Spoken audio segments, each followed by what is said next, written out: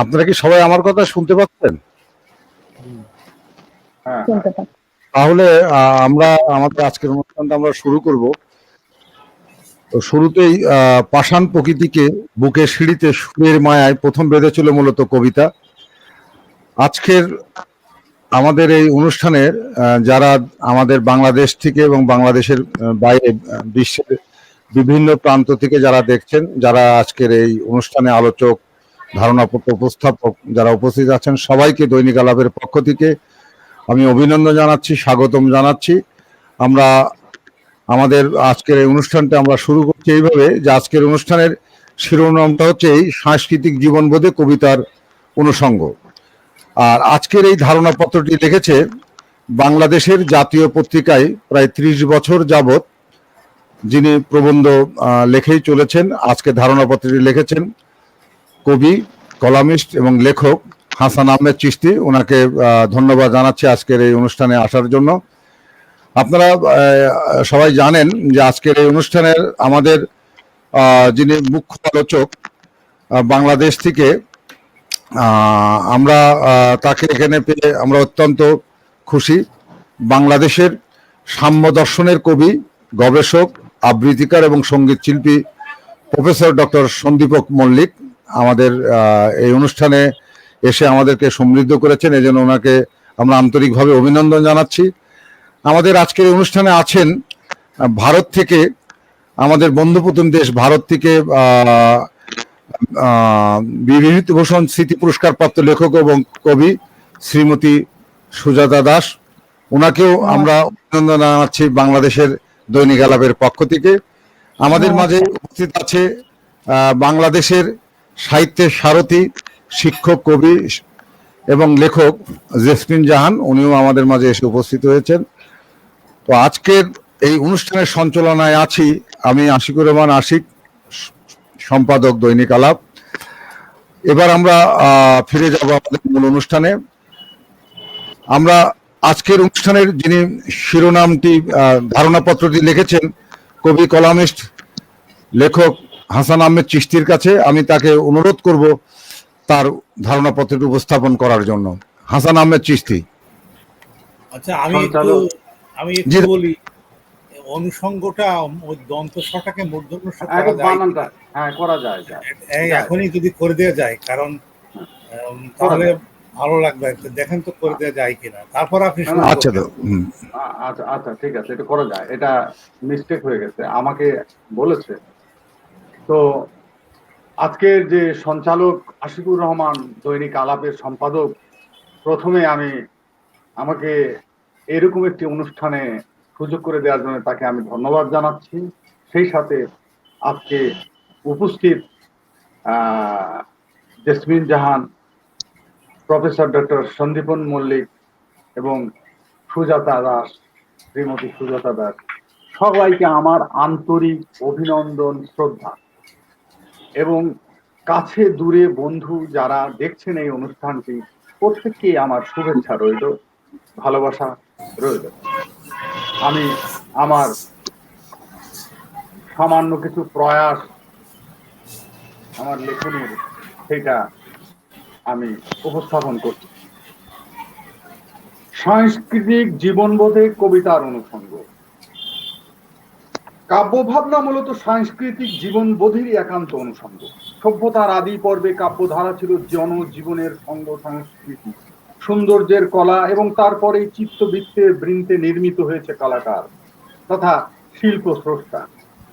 ইতিহাসের আদি পর্ব, মধ্য পর্ব কিংবা কলাকার নিয়ে বিস্তৃত কথা অনেক, তবে কবিতা ওই সকল পরিক্রমা বলয়ের মধ্যমণি তো বটেই, কারণ প্রতিটি শিল্প বিকাশের অন্তরী পোয়েট্রিক সোল।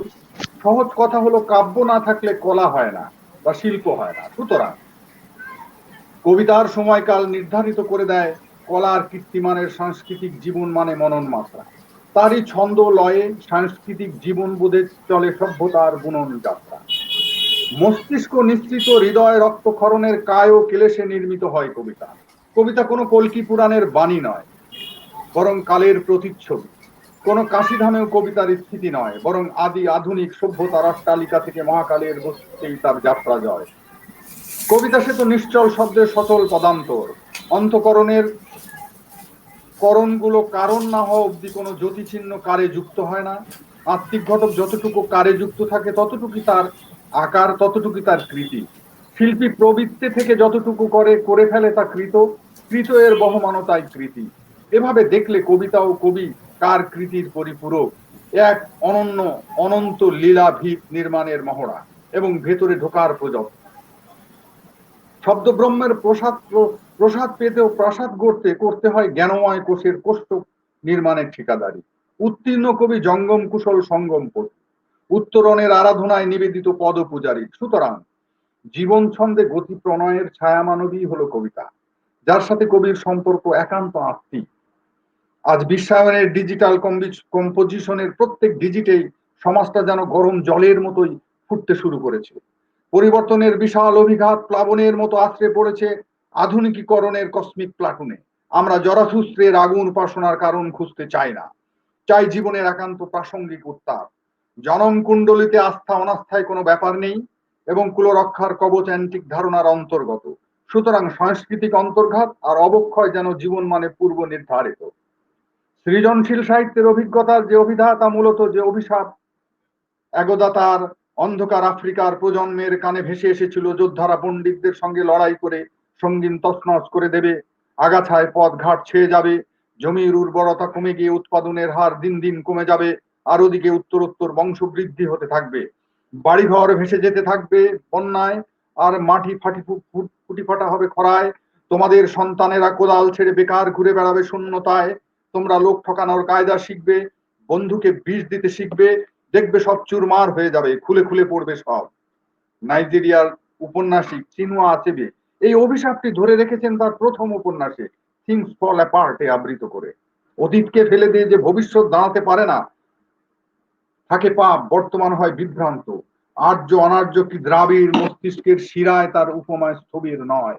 অপরাপর জার্মান কবি হাইনরিস হাইনে বলেন, যারা কবির রচনাতে নির্ভেজাল অরিজিনালিটি খোঁজে তারা চিবাক মাকড়ের জাল, কারণ একমাত্র মাকড়ই তার জালটি তৈরি করে আপন পেটের মাল দিয়ে, 16 আনা অরিজিনাল। আমি কিন্তু মধু খেতে ভালোবাসি, যদিও সেটা ভালোভাবে জানি মধু ভাণ্ডের প্রতিটি ফোঁটাই ফুলের কাছ থেকে চোরাই করা মাল। সুতরাং সৃজন ভাবনার যে প্রকৃতি সত্যের সন্ধান দেয়, মানব কল্যাণের কালোত্তীর্ণ মুখপাত্র সেই হয়।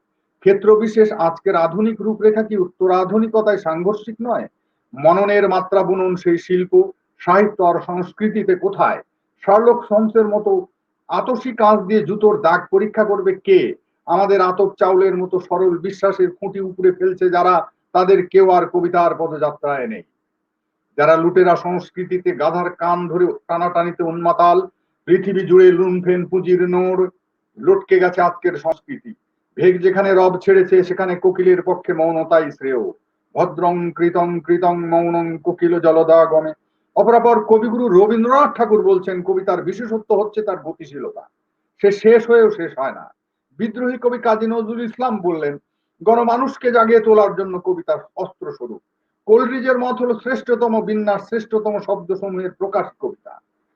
স্বাতন্ত্র্যের চিহ্ন বুকে করে এক একটি কালখণ্ডে কাব্য আধুনিক বলে খ্যাত। বুদ্ধদেব বসুর কথায় সাল তারিখ দিয়ে আধুনিক কবিতার যাচাই চলে না, অধুনা রচিত অনাধুনিক কবিতারও যাচাই চলে না। অধুনা রচিত অনাধুনিক কবিতার উদাহরণ প্রচুর, তাই আধুনিক কালের কবি হলেও আধুনিক কবি হয় না। Modern amounts to more than chronological description. প্রসঙ্গত রবীন্দ্রনাথ বক্তব্য স্মরণীয়, পাঁজি মিলিয়ে মডার্নের সীমানা নির্ণয় করবে কে? এটা কালের কথা ততটা নয় যতটা ভাবের কথা। নদী সামনের দিকে চলতে চলতে হঠাৎ বাঁক ফেরে, সাহিত্য তেমনি বারবার সিধে চলে না, যখন সে বাঁক নেয় তখন সেই বাঁকটাকেই বলতে হয় মডার্ন। বাংলায় বলা যাক আধুনিক। এই আধুনিকতা সময় নিয়ে নয়, মর্জি নিয়ে নয়। একটি কবিতা একই সঙ্গে তার সকালের বিচারে যেমন আধুনিক, তেমন সৎ কবিতা হিসেবে চিরকালের। কেননা কবির তৃতীয় নেত্র সৃজন ভাবের পানসিতে পূর্ব সংকেত বাহিত করেন। এ পর্যায়ে আধুনিকতার স্বরূপ নির্ধারণে কর্ডওয়েলের একটি মন্তব্য, when we use word modern in a general sense, we use it to describe a whole complex of culture which developed in Europe and spread beyond it from the 15th century to the present day. Its complex rests on economic foundation. The complex itself is changeful. Development of modern poetry, কর্ডওয়েল। অপরদিকে আধুনিকতাকে পাশ কাটাতে কিংবা গতির ধারা বদলের অভিধান নিয়ে প্রথম 1870 সালে ওয়াটকিন চ্যাপ নামে একজন চিত্রকর সর্বপ্রথম পোস্ট মডার্নিজম শব্দটি ব্যবহার করেন। এরপর থেকে এই নিয়ে বিতর্কের শেষ নেই। কবিতা কোনো কার্বন কাগজের কালি নয়, কবিতা কাল থেকে কালান্তরের এক নির্জলা ছবি। জীবনের নিবিষ্ট চিত্তের বেদিতে দাঁড়িয়ে কবি শিল্পের আরাধনায় মত্ত থাকেন। তাই তো কবিতায় কবি রেখে যান মানুষের আসল সত্য। কবিতা কোনো ভুঁইফোট শিল্প নয়, তার বিকাশের পশ্চাতে নিহিত থাকে পারিপার্শ্ব সংলগ্নতার গভীর এক পরোক্ষ নিঃশব্দ ইতিহাস। চেতনাবাহী অনুসন্ধিত মন সেই অন্তরালাবর্তী সত্যকে শনাক্ত করে শব্দের মালা গেঁথে সৌধ নির্মাণ করেন। কাব্য ইতিহাসের যে যুগ বিভাজন, সেই সাহিত্যকর্ম আজ আধুনিক উত্তরাধুনিক চেতনার ঐশ্বর্য নিয়ে শিল্পের রূপ পরিগ্রহ করেছে। সময় ও কালের মাত্রায় বিশ্ব সাহিত্যের সঙ্গে বাংলা সাহিত্যের সংযোগ সূত্র দৃঢ় হয়ে উঠেছে। এছাড়াও বিভিন্ন মাত্রায় আঙ্গিকে ব্যক্তি অনুভূতির জটিল ও দুর্বোধ্য প্রবণতা থেকে ভাষার মানচিত্রে শব্দের গাঁথুনিতে অঙ্কিত করা হয়েছে। বাংলা সাহিত্য গ্রাম বাংলার নিসর্গ চেতন পরিবেশ থেকে ধীরে ধীরে সরে এসেছে নগর কেন্দ্রিক সভ্যতার পরিবেশের দিকে। অপরাপর জীবন দর্শনে রবীন্দ্র কাব্যের অর্থ গৌরব থেকে এসব আধুনিক কবিতার বিকশিত অর্থ পৃথক হওয়ার দরুন প্রকাশভঙ্গির স্বভাব বদল করেছে তার কলস। বাংলা সাহিত্যে রবীন্দ্রনাথের একচ্ছত্র প্রভাব যে বলয় নির্মাণ করেছে, তার সিঁড়িতে পা রেখেই কাব্য সৃষ্টির সাফল্য বয়ে চলেছে মননশীল স্রোতস্বিনী নদীর মতো, যেখানে অবগাহন করেছে বৈপ্লবিক পর্যায়ের শীর্ষস্থানীয় কাব্য ইতিহাসের পঞ্চপাণ্ডব জীবনানন্দ দাশ, সুধীন্দ্রনাথ দত্ত, অমিয় চক্রবর্তী, বুদ্ধদেব বসু ও বিষ্ণুদেব। সাহিত্যের আঙ্গিক ঘিরে নিষ্ঠুর বাস্তবতায় দাঁড়িয়ে শতাব্দীর শেখরে সময় কালের চক্রে বলয়ের পর বলয় ছিন্ন করে কবিতার অন্তর্গত তাগিদ সীমাবদ্ধতা বিদীর্ণ করে বিপুলায়তন বিচিত্র পরিবর্তনশীল অনুভূতিতে চরম সময়ের পরম প্রভাবের ব্যঞ্জন নিয়ে আধুনিক হয়ে উঠেছে। যেখানে আধুনিক কবিতার বৈশিষ্ট্য দাঁড়ায় পশ্চাতের আধুনিকতার অন্ধ অনুকরণের পথ পরিক্রমার মায়াজালে। ফলে আমাদের সমাজ বিকাশের প্রভাব একেবারেই ভিন্ন ধারা প্রবাহিত করে দেয়। বেশিরভাগ ক্ষেত্রেই কবিরাই কবিতা পড়ছে, সাধারণ মানুষের কাছে যেন পৌঁছতেই পারছে না। দেশ কালের ঐতিহ্য বন্ধাত্বের দায়ভার রীতিমতো ভ্রান্তি বিলাসে পরিণত হয়েছে। আধুনিক কালের সোচ্চার কবি কণ্ঠতায় বিদীর্ণ করতে চান দুষ্ট ঘৃণ্য ক্লেদাক্ত সমতাকে। 40 দশকের বীরেন চট্টোপাধ্যায় চিৎকার করে বললেন, মুখে যদি রক্ত ওঠে সে কথা এখন বলা পাপ। এখন চারিদিকের শত্রু মন্ত্রীদের চোখে ঘুম নেই, এ সময় রক্ত বমি করা পাপ, যন্ত্রণায় ধনুকের মতো বেঁকে যাওয়া পাপ, নিজের বুকের রক্তের স্থির হয়ে শুয়ে থাকা পাপ। কবিতা হয় যেন সাহিত্যের সূক্ষ্ম মসলিনের অঙ্গাভরণ পরে সৌন্দর্যের গণতন্ত্রে কালের কৌলিন্য। চেতনার প্রাবল্যে বুকের পাটাতনে বিপ্লব জেগে ওঠে। তাই আবারও কবি বলে ওঠেন একই সুরে, কণ্ঠে আগুন ছিল তাই সে মিছিলে বুক মিলিয়েছিল, বুকে ছিল আগুন তাই সে সূর্যকে ডাক দিয়েছিল, সূর্যে ছিল আগুন তাই সে আগুন নিয়ে খেলেছিল। জীবন শিল্প প্রকৃতি এক আবেগ মণ্ডিত প্রতিভাসী বিমূর্ত। লেখক হিসেবে এমন মন্তব্য হতে পারে যে সাহিত্য ধর্মে গুরু মুর্শিদ হয়ে আছে রবি ঠাকুর, হাইনে, তুর্গেনেভ, মাইকেল, আজ এদের অস্বীকার করতে পারবো না। এখানে ভাবনা বলয়ের আভিজাত্য রূপকল্পের একান্ত ঘরানায় নিবেদিত। রুশ দেশের মহাকবি পুশকিন, সে যুগে ভাষা ছন্দের রাজা ছিলেন ফ্রান্সের উপন্যাসিক গুস্তাভ ফ্লবের, তার শিষ্য মপাসা, এই সকল সাহিত্য মহাত্মা যা দিয়েছেন তার আয়ু অন্তহীন চিরঞ্জীব সর্বকাল নমস্য। এছাড়া মায়াশ্রিত অতীন্দ্রিয় ভাবের দোলাচল ও সাহিত্যাঙ্গনে বৌদ্ধিক জনের মনন মাত্রায় বিকশিত হয়েছে হাফিজ আফতার, এমনকি ওমর খৈয়ামের বহু কবিতার কোনো অর্থই করা যায় না যদি সেগুলো রূপক দিয়ে না করা হয়। বাদ বাকিগুলো আমাদের পদাবলিতে তাই বিস্তার সব পদ আছে, যাতে মর্ত আর অমর্ত প্রেম এমন ভাবে মিশে গেছে যে দুটোকে আদৌ আলাদা করা যায় না। সমস্ত হৃদয় মন এক অদ্ভুত অনির্বচনীয় নবরসে আপ্লুত হয়ে যায়। স্বাতন্ত্র্যবাদে গভীর জীবন সংলগ্নতা কবিতার অন্তর্বয়ানে চিত্রিত। শিল্পনন্দনের বিশ্ব যেমন উপন্যাসে টলস্টয়, গল্পে মোপাসা, চিত্রকলায় রাফায়েল, ভাস্কর্যে মাইকেল অ্যাঞ্জেলো, দর্শনে কান্ট, নৃত্যে পাবলো বা ধর্মে লুথার, সঙ্গীতে বেটোফন, এমনকি আমাদের সুরত হাল ও যে অঙ্গে নান্দনিক চিত্রে নন্দলাল, সঙ্গীতে দীনেন্দ্রনাথ, শাস্ত্রে বিধুশেখর, শব্দতত্ত্বে হরিচরণ, শিক্ষকতায় জগদানন্দ ও রসে খ্যাতিমোহন। এছাড়া স্থাপত্য রূপমার্গে যেন তাজমহল। রাবীন্দ্রিক ভাষায় সাহিত্যের লক্ষ্য সৌন্দর্য কাল বিভাজনের ধারাক্রমে বহু কিছুর পরিবর্ধন হয়েছে। সৃজন চেতনায় গভীরতাকে কেন্দ্র করে কালিদাস, ভারতচন্দ্র, বাল্মীকি, ব্যাসদেব, ঈশ্বরগুপ্ত, চৈতন্যদেব এর যুগ ভাবনার তথ্যপাত্র নিরিখ নির্বাচন করার প্রশ্ন অন্তত এখানে খুব একটা প্রাসঙ্গিক নয়। তবুও বাংলা ভাষার কুলীন ঐশ্বর্য অলঙ্করণে এরাই নমস্য। প্রবর্তনকালের বাজারিকরণের ঢেউ, আমরা এখন নিত্য জোয়ারের অনিত্য স্রোতে বজ্রায় ভাসমান ব্যাপারী আর কারবারি। 70 দশকের আমাদের স্বাধীনতা পরবর্তীকালে মুক্তির প্রত্যাশার সাথে জীবনের সমতা যখন প্রবলভাবে প্রত্যাখ্যিত হয়, তখন দিক বিদিক নৈরাশ্যের বিস্তার ঘটে নিরন্তর। স্বদেশের তরুণ কবি উচ্চ কণ্ঠে বলেন, দাউদ হায়দার লিখেন, জন্মই আমার আজন্ম পাপ, মাতৃ জরায়ু থেকে নেমেই জেনেছি আমি, সন্ত্রাসের ঝাঁঝালো বিবর্ণ পত্রের মতো হঠাৎ ফুৎকারে উড়ে যায়, পালাই পালাই সুদূরে। অপরাপর রফিক আজাদ নিরন্নের মর্মান্তিক আর্তনাদকে কবিতার ভাষায় চিত্রায়ন করে সরাঘাতের মতো ছুঁড়ে দিলেন, ভাত দে হারামজাদা। এ যেন সেই অগ্রজ কবির ক্ষুধার রাজ্যে পৃথিবী গদ্যময়, এ কথার সত্যতা পুনর্বার প্রমাণিত হলো। নিষ্ঠুর নিয়তির কাল পরিক্রমায় যদি না মেটাতে পারো আমার অসামান্য এই দাবি, তোমার সমস্ত রাজ্য দক্ষ যজ্ঞ কাণ্ড ঘটে যাবে। ক্ষুধার্তের কাছে নেই ইষ্টানিষ্ট আইন কানুন, সম্মুখে যা পাবো খেয়ে যাবো অবলীলাক্রমে, উদ্দিন পতাকা সহ খাদ্য মন্ত্রী ও মন্ত্রীর গাড়ি। আমার ক্ষুধার কাছে কিছুই খেলনা নয় আজ, ভাত দে হারামজাদা, তা না হলে মানচিত্র খাবো। এ চরম বাস্তবতার নিরিখে কবির উপলব্ধিতে সত্যের অকপট প্রকাশ আজ এই উত্তর আধুনিকতাকে ঐতিহ্যের নবরূপে বিকশিত করেছে। 70 দশকের দ্বিতীয়ার্ধ থেকে রাষ্ট্র রাজনীতির অস্বাভাবিক উন্মাদনার অনিবার্য প্রভাব মারাত্মক বিস্তার লাভ করে কবিদের মন ও মননে। তাই কবি শামসুর রহমান লিখেন, উদ্ভট উটের পিঠে চলেছে স্বদেশ, চাঁদ সওদাগর চম্পকনগর, যেন এ নগরী আজ সম্পূর্ণ অচেনা পরদেশ, যেখানে বিলাপ ছাড়া অন্য কোনো ধ্বনি নেই আর, যেখানে নাগিনী ছাড়া অন্য কোনো প্রাণী নেই আর, যেখানে বরণ যোগ্য বীর নেই কবির অভিষ্ট, কোনো জয়গাথা নেই কাকতাড়ুয়ার মূর্তি ছাড়া, অন্য কোনো মূর্তি নেই প্রকোষ্ঠে প্রকোষ্ঠে প্রেত ছাড়া, অন্য কোনো বাসিন্দার আনাগোনা নেই। অনন্য কবিতার মুক্ত কণ্ঠ উচ্চারণে নির্মেন্দ্র গুণ, আসাদ চৌধুরী, আল মাহমুদ, কবি ওমর আলী সহ অনেকেই মনন মাধুর্যের এখন পর্যন্ত, কবি ওবায়দ আকাশ, রহমান ওয়াহিদ, মজিদ মাহমুদ, আরো আরো অনেক শক্তিমান কবি শব্দের স্থাপত্য বিনির্মাণে সচল। তবে আধুনিক জীবনে কবিত্ব শক্তির পল্লবিত ঢেউ যেন আছড়ে পড়ছে উত্তর আধুনিকতার রোমান্টিক, ট্র্যাজেডি, অ্যাডভেঞ্চার, নানামুখী বোধের চিরায়ত শিল্পরূপের অতিমাত্রিক সম্ভার সাজিয়ে। কবিত্বের অমীয় কাব্য বাণী শৃঙ্খল মুক্ত, শোষণ মুক্ত, সমাজ প্রতিষ্ঠার মায়াবী অঞ্জন। এই আলোচনার ব্যাপকতা অনেক বেশি হলেও প্রয়োজনের তাগিদ থেকে কিছু অংশের অবতারণা যেন না করলেই নয়। কখনো কখনো সামাজিক অঙ্গীকারবদ্ধ কবিদের প্রতি যখন কবিতার চরিত্র হননের অভিযোগ স্থাপিত হয়, তখন খরাক্রান্ত ভূখণ্ডের মতো বিবর্ণ সময় পাড়ি দিতে হয়। প্রতি দশকের বিচ্ছেদ বৈচিত্র্যে উদ্ভাসিত হয় লোকায়ত জীবনের গভীর কাব্যরূপ। কবি ও কবিতার কাব্যরস কাল ব্যক্তির বৈচিত্র্যতা নিয়ে বয়ে চলে খরস্রোতা নদীর মতো। অন্তহীন বোধের প্লাবন অন্বেষণ করে ফেরে নিসর্গের কাব্য চৈতন্য। সমাজ বদলের প্রেক্ষিত বদলে দেয় শিল্পের ভিন্ন মাত্রা। আর এই পরিবর্তনশীল অনুভূতির ব্যঞ্জনায় যে কোনো মতান্তর সমালোচক ও পণ্ডিতদের মধ্য থেকে তৈরি হলেও শিল্পের একটি সুফল আঙ্গিক হিসেবে কবিতার একটি সার্বজনীন গ্রহণযোগ্যতা কিন্তু ঠিকই থাকে। তাই স্পষ্ট করেই বলা যায় যে কবিতার আধুনিকতায় আমরা যে কোনো প্রভাবের কথাই বলি না কেন, তা যতটুকু সত্য নয় তার চেয়ে বড় সত্য হলো যে কোনো পরিবর্তনের গোড়াপত্তন হয় কাল প্রবাহের মাত্রার অনুশীলনে, যার প্রকৃষ্ট উদাহরণ দেখা যায় রবীন্দ্র কাব্য ধারায়। রবীন্দ্রনাথ সারা জীবন নিজেকে অতিক্রম করে গেছেন।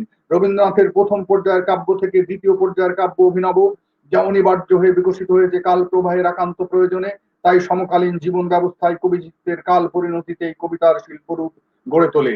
আমাদের প্রত্যাশায় কবিতার আভাময় পেলব শরীর যেন সঞ্চারিত করে আলোকিত আগামীর দীপ্তময় স্বর্ণ শব্দের আদর্শিত অমরত্ব। সুতরাং আমাদের সমকালীন কবিতার ভাষা অনুভব কোন প্রত্যয় নির্মিত এবং তার যাত্রাপথ কি স্বাধীন বাংলাদেশের স্থপতি বঙ্গবন্ধুর অমোঘ ভাষণের ধারাকে মনন কাব্যে আশ্রয় করে? আবহমানকালের সুর ছন্দ মাত্রা মোহনায় শব্দ সম্ভাষণ এবারের সংগ্রাম মুক্তির সংগ্রাম। কোথাও ছন্দ মাত্রায় ছেদ পড়েনি, অথচ মানুষ জেগে উঠেছিল, ফুঁসে উঠেছিল দাবানলের মতো। আমাদের কাব্যধারায় বাংলার স্বাধীনতা নির্ধারিত হয়েছিল ঐশী নিয়মের পরিক্রমায়। তাই তো জয় বাংলা এসেছিল বিদ্রোহী কবি কাজী নজরুলের কাব্য সংস্কৃতির পঙ্ক্তিমালায়, কবিগুরু সোনার বাংলায়। বঙ্গবন্ধু তার পূর্ণতা দিয়ে গেলেন জাতিসত্তায়। পৃথিবীর বুক চিরে ইতিহাসের যে পদাঙ্ক তার অলঙ্করণ কাব্যের প্রতিপাদ্য হয়ে থাকে ভাস্কর্যের মনন মমিতে। কাব্যের ছায়াপথ ধরিত্রী রাঙিনায় বহু জন ও জনান্তিকে রেখে যায় জ্যোতিচিহ্নের এপিটাফ। এমনই 1940-এর ইংল্যান্ডের শীতে নয় ভয় কাঁপছে 9 জুন চার্চিল তার ঐতিহাসিক ভাষণে সারা বিশ্বে তারা দেশকে ঝিমিয়ে পড়া মনোবলকে চাঙ্গা করে তুললেন। We shall defend our island whatever the cost may be, we shall fight on the beaches we shall fight on the landing ground, আমরা মাঠে লড়বো, রাস্তায় রাস্তায় আমরা লড়বো, পাহাড়ে।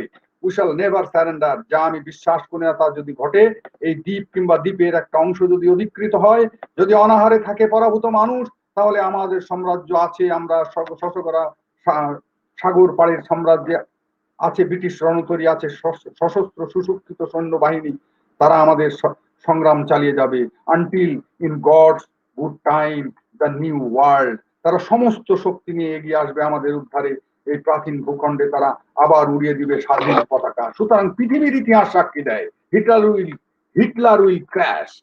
পৃথিবী মহানায়কদের কবিতা কি সেই স্বাক্ষর বহন করে না? যেখানে শব্দ সমষ্টির ঐন্দ্রজালিক জারণ প্রক্রিয়া, আধুনিক আর উত্তর আধুনিক জগতের সকল গোলার্ধে তন্ময় বিকাশে সত্য শিব সুন্দরে জারিত। আমাদের রক্তক্ষরণ এখানে বন্ধ হয়ে যায়নি, এখনো বন্ধ হয়ে যায়নি, অথচ কবিতায় কোনো কাব্যলক্ষ্মী ভেষজ গুণের প্রলেপ দিতে পারছে না।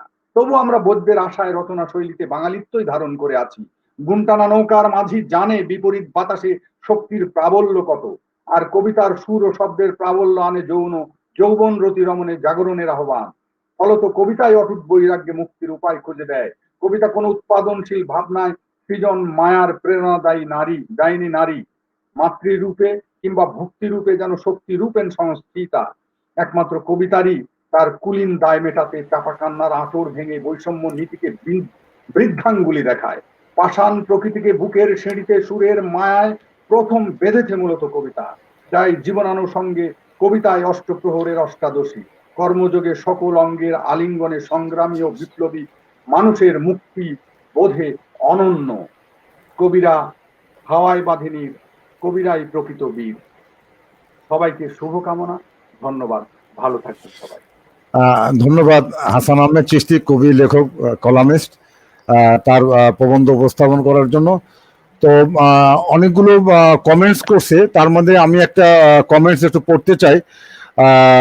দিলু রকিবা, যাকে আমরা মাতার সাথে তুলনা করি, মায়ের সাথে তুলনা করি, উনি বলছে কবিতা হচ্ছে শুদ্ধতায় জীবন কাটি আর দিন বদলের প্রত্যাশায় আলোর এক বহমান নদীর মতন। আজকের এই আলোচনায় এবারে অংশ নেবেন বাংলাদেশ থেকে সাহিত্যের সারথী, শিক্ষক, কবি জেসমিন জাহান। আমি জেসমিন জাহানকে অনুরোধ করছি তার বক্তব্য উপস্থাপন করার জন্য। জেসমিন জাহান।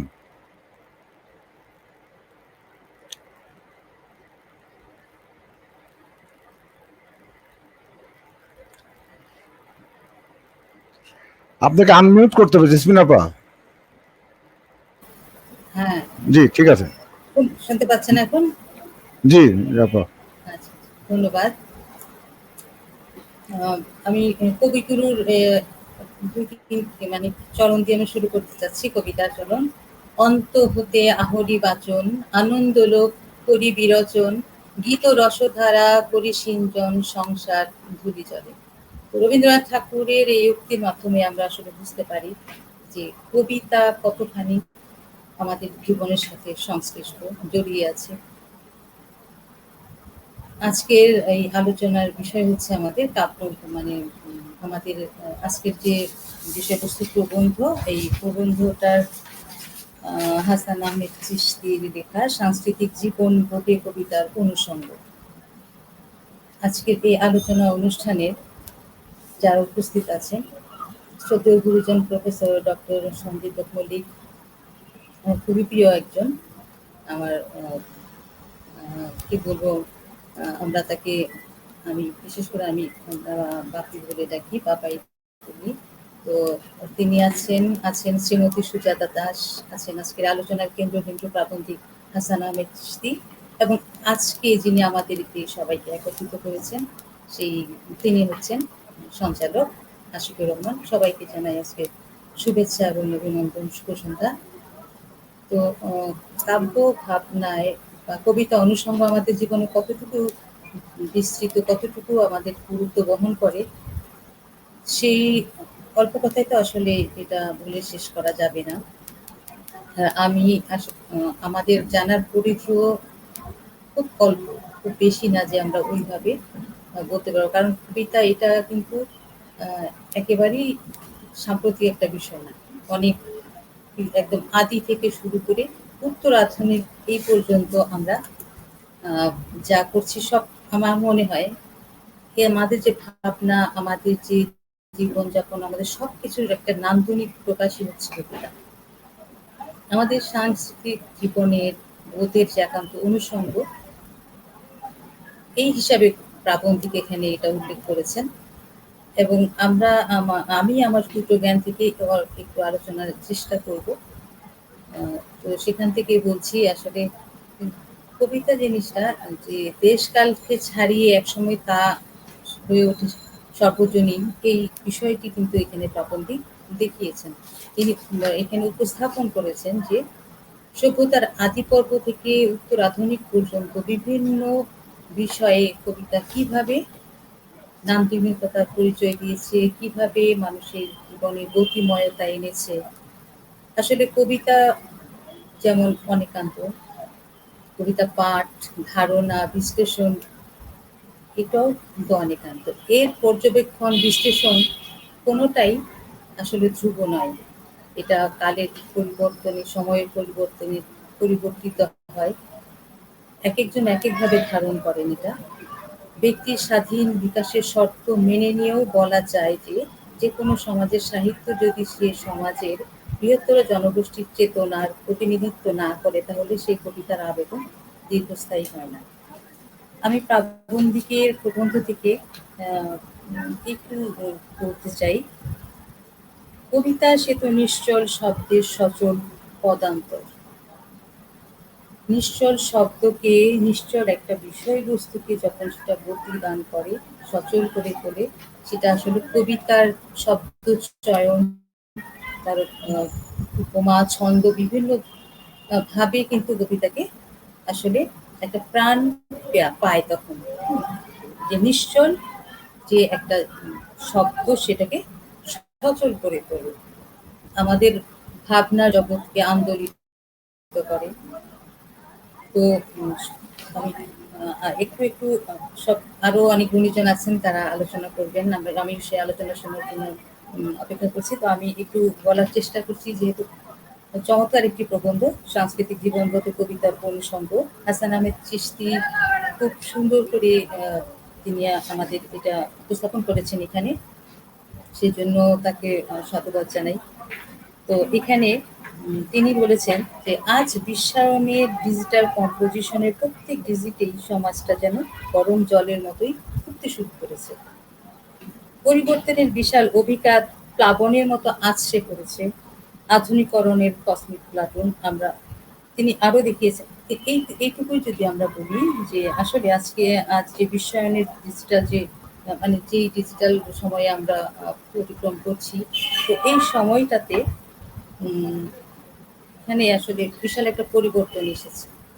তো কবিতায়ও এটার অবশ্যই এটার একটা এটার প্রভাব আমরা লক্ষ্য করছি। আদিতে প্রথম দিকে আমরা দেখতে পাই যে প্রথম দিকে আমাদের কবিতা যেমন ছিল, আসলে কবিতা জিনিসটা এরকম যে সব কিছু সেখানে বোঝা যাবে না, বুঝে নিতে হবে, এরকম একটা বিষয়। তো সেই ক্ষেত্রে প্রথম দিকে যে একেবারেই আমরা আমাদের বোঝার বিষয়টা যতটুকু ছিল, এখন কিন্তু অনেকটা সহজ হয়ে এসেছে। এবং এখন বিষয়বস্তুরও কিন্তু অনেক পরিবর্তন হয়েছে।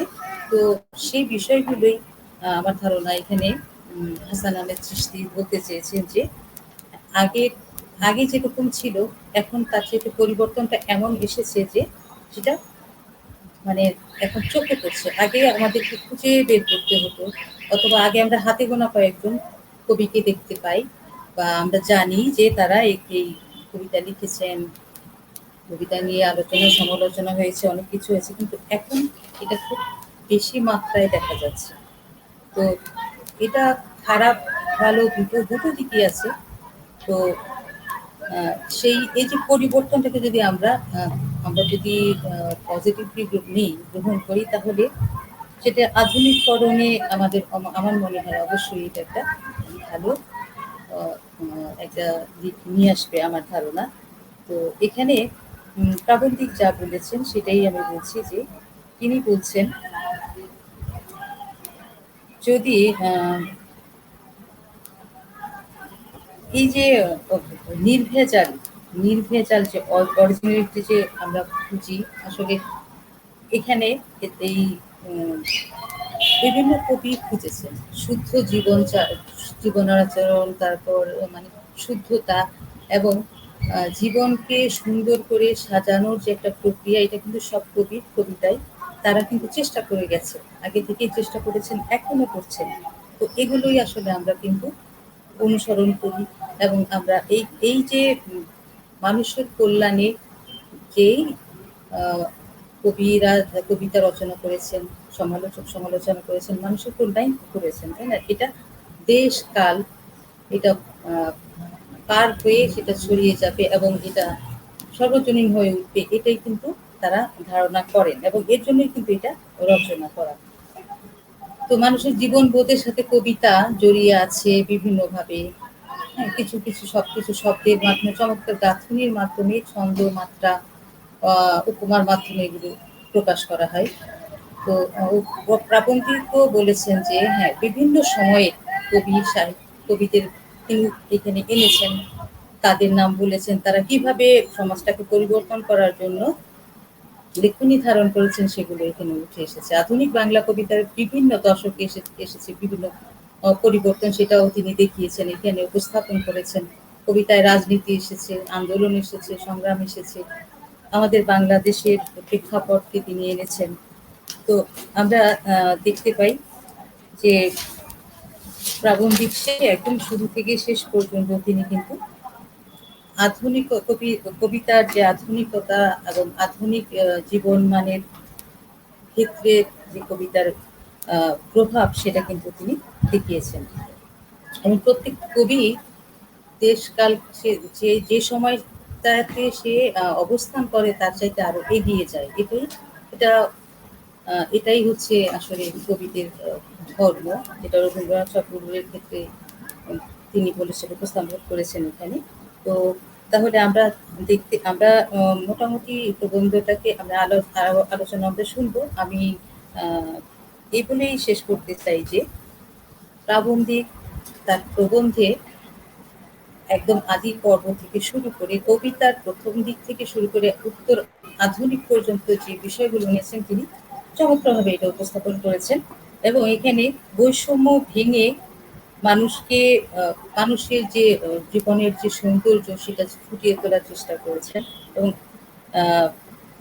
এগুলোকে তিনি সৌন্দর্যের, আসলে কবিতা তো নান্দনিকতা সৌন্দর্যের একটা উপাদান। তো তিনি সেটা এখানে উপস্থাপন করেছেন, এর জন্য প্রাবন্ধিককে অনেক সাধুবাদ জানাই, ধন্যবাদ জানাই সবাইকে এবং সঞ্চালক শিবকুর রহমানকেও ধন্যবাদ। তো আমরা পরবর্তীতে আরো আমাদের গুণীজন আছেন, তাদের কথা শুনবো। ধন্যবাদ সবাইকে। ধন্যবাদ সাহিত্যের সারথী জেসমিন জাহানকে। এবার আমরা একটু ভারতে চলে যাব। আমাদের ভারত থেকে আমাদের সাথে সংযোগে এসছেন, আমি এর আগেও বলেছি যে বিভূতিভূষণ স্মৃতি পুরস্কার প্রাপ্ত লেখক কবি শ্রীমতী সুজাতা দাসের কাছে। দিদি, আপনি কি আমার কথা শুনছেন? হ্যাঁ, শুনতে পাচ্ছি। হ্যাঁ, যদি আপনার আলোচনা আপনি শুরু করেন দিদি। এখানে উপস্থিত সবাইকে আমার অনেক অনেক অনেক ভালোবাসা, এবং আমার মনে হয় আমার এখানে অনেকে প্রত্যেকেই বোধহয় আমার থেকে ছোট হবেন। যাই হোক, আমি আর যদি কেউ বড় থাকেন তাকে আমি শ্রদ্ধা জানাই। আমি আমি হাসান আহমেদ চিশতির লেখা আমি আগেও পড়েছি এবং আজকে সেইটার ওপর বিশ্লেষণ করতে বসে আমার মনে হয় যে কবির সৃষ্টি ভাবনাকে, হ্যাঁ, যদি পাঠক কবির মতো করে উপলব্ধি করতে পারেন বা বিশ্লেষণ করেন, সেটা হচ্ছে কবির সবচাইতে বড় প্রাপ্তি। তার থেকে বড় প্রাপ্তি বোধহয় আর কিছুই হয় না একজন কবির কাছে। আসলে আমরা ভাবনাকে ছোঁয়ার চেষ্টা করি নিজের নিজের মতো করে, কারণ কবিতা বা কাব্য কবির অন্তর আর মস্তিষ্ক থেকে প্রসূত, তার খোঁজ পাওয়া বোধহয় সম্ভব নয় পাঠকের। আমরা পাঠকরা আমাদের নিজেদের মতো করে সমস্ত কিছু ভাবি, ভাবতে চেষ্টা করি। কারণ হচ্ছে আমি যখন কবিতা লিখি, আমার যারা পাঠক তারা আমার আমার কবিতার যে বিশ্লেষণ করেন, সেই বিশ্লেষণটা আহ, আমার আমার মানে যখন আমি সেই জিনিসটাকে তৈরি করছি, সেই সময়কার সময়, তারপরে ভাবনা সেই পর্যন্ত পৌঁছতে পারেন কিনা, সেটাও একটা ভাববার বিষয়। কিন্তু আর যদি সেটা পারেন, যেই পাঠক পারেন, তার চাইতে বড় প্রাপ্তি বোধহয় কবির কাছে আর কিছু হয় না। যাই হোক, আমার আমি বিশ্লেষক বিশ্লেষক নই, খুব সাধারণ একজন লেখিকা, এবং কবিতাও আমি খুব কম লিখি। অনেক কবিতা আমি লিখি না। আমি মূলত যে বিভূতিভূষণ পুরস্কার পাওয়া, সেটা আমার গল্পের বইয়ের জন্যই পাওয়া। তো আমি হাসান চিশতির ইয়েটার ওপরে আমি বিশ্লেষণ করা কিনা আমি জানি না, বিশ্লেষণ করছি কিনা আমি জানি না, কিন্তু আমি যেটা লিখেছি, মানে আমি যেটা ইয়ে করেছি, সেটাই আমি পড়ছি। আমি মনে করি কবিতা মানুষের জীবনের ছন্দ, লয় আর মননকে এক অন্য মাত্রায় নিয়ে যায়, যা এক শিল্পীর সাংস্কৃতিক জীবনবোধকে সৌন্দর্যে ভরিয়ে এক সুন্দর রুচিশীল ভাবনায় পরিচালিত করে কবিতা রূপে। কবির কবিতা তার নিজের জাগ্রত সত্তা, যা কবির অন্তরাত্মায় আত্মিকভাবে সংরক্ষিত থাকে। কবিতা অনাদিকাল থেকেই কবির অন্তরে বাহিত হয় স্রোতস্বিনীর মতো উচ্ছল গতিতে, যা প্রবাহিত হয়ে চলেছে প্রতিনিয়ত কালের প্রেক্ষাপটে শতাব্দীর পর শতাব্দী ধরে। কবিতা শুধু শিল্প নয়, চেতনার গভীরে থাকা এক নিঃশব্দ ইতিহাস, যা শব্দের মালায় সেজে ওঠে, নির্মাণ করে এক কাব্য। অতীতকে বাদ দিয়ে আধুনিকতা আসে না, বর্তমান শুধু খোলস পাল্টায়, আর পাল্টায় শব্দ। অনুষঙ্গ কিন্তু একই থাকে এই আধুনিকতায়, আর সেখানেই যুক্ত হয়েছে বিশ্ব সাহিত্যের সাথে দৃঢ়ভাবে বাংলা সাহিত্যের যোগসূত্র। গ্রাম বাংলার নৈসর্গিকতাকে ভেঙে ভাষা ক্রমাগত সরে এসেছে নাগরিকতায়। তার ফলে ভাষার সরলতা অনেকটাই স্বচ্ছ আজ। তাই কবিতা সময়ের প্রতিচ্ছবি ও প্রতিধ্বনি। রবি ঠাকুরের কথায় গতিশীলতাই কবিতার বিশেষত্ব, তার প্রতিটি বাকেই সৃষ্টি হয় নতুনত্ব। ঠিক তেমনি কাজী নজরুল ইসলামের কথায় মানুষের অন্তরাত্মাকে জাগ্রত করে কবিতা, যদি কবির কলম হয় ক্ষুরোধার। তেমনি সুকান্তের কবিতায় ক্ষুধার রাজ্যে কবিতাকে উদ্যময়। আসলে কবিতা কবির দ্বিতীয় সত্তা, যা কবিকে অন্য জগতে বিচরণ করতে সহায়তা করে। তেমনি কালের প্রবাহে রবীন্দ্রনাথের প্রভাবকে সাথে নিয়েই এগিয়ে গেছেন সেই সময়ের শীর্ষস্থানীয় কবি সাহিত্যিকরা। তাদের মধ্যে যেমন আছেন জীবনানন্দ দাশ, বুদ্ধদেব বসু ও আরো অনেকে, তেমনি আছেন জয় গোস্বামী, নির্মলেন্দু গুণ এবং এখনকার আরো অনেকে। এরা স্বমহিমায় উজ্জ্বল আজ। কবিতার স্বতন্ত্রতাই কবিতাকে আধুনিক আখ্যা দেয়। সেই কবিতাই সময় বিশেষ নিজের গতি পরিবর্তন করে আধুনিকতার প্রতিচ্ছবি তৈরি করে এবং কালজয়ী হয়ে ওঠে। তবে এখন নিজস্বতা হারিয়েছে কবিতা, প্রভাব পড়েছে পাশ্চাত্যের সংস্কৃতি ও তার প্রতিচ্ছায়ায়, যার কারণে কবিতা পাঠকের অন্তর স্পর্শ করছে না সেভাবে। তাই নিজের গতি আর ছন্দ হারাচ্ছে কবিতা। তবু কবিতা লেখা চলবে, চলবে কবিতার বিশ্লেষণ, পুরনোর সাথে নতুনের।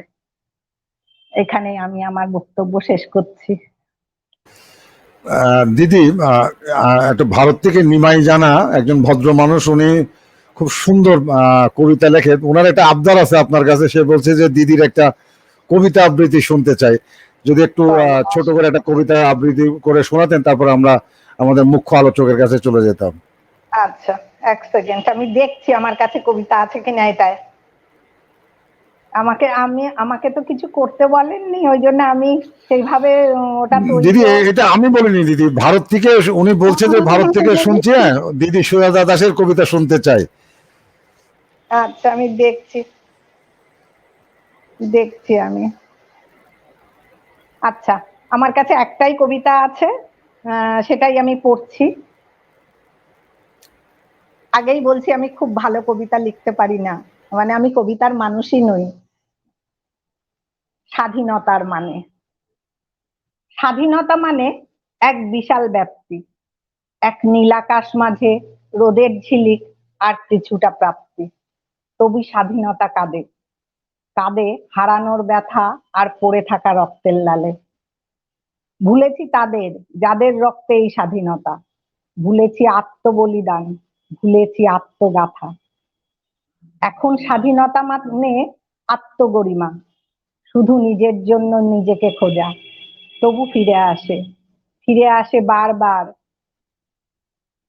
বারে বছরের সংখ্যা।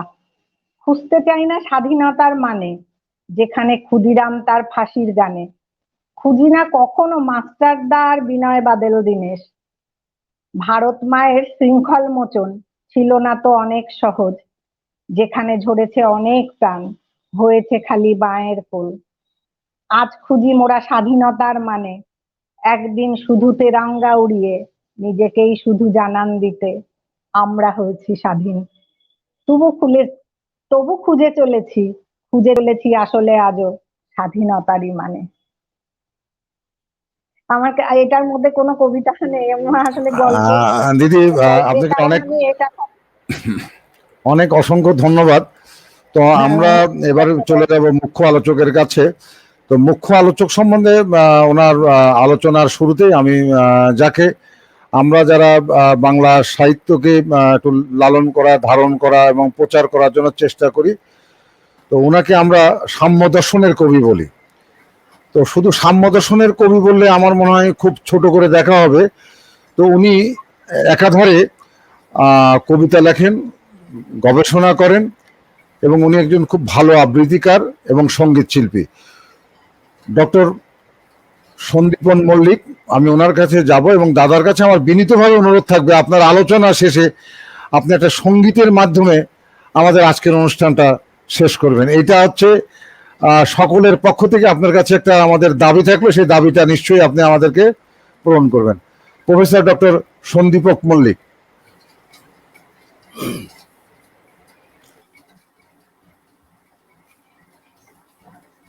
যারা উপস্থিত এই প্রজ্ঞা